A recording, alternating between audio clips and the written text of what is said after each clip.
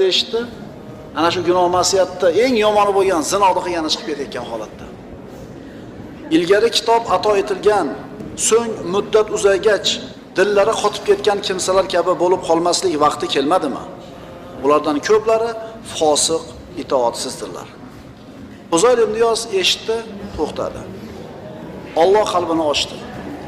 Alloh u kishini iymonini uyg'otdi.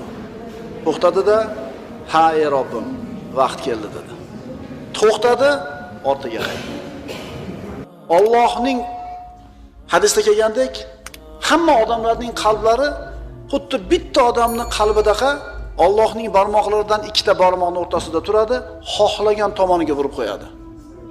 Biz noumid bo'lmaylik, atrofimizdagi ayrim aka-ukalarimiz biz xohlayotganda iymon e'tiqodda, toat ibodatda bo'lmagan bo'lsa, Alloh xohlasa bir lahzada urib qo'yadi.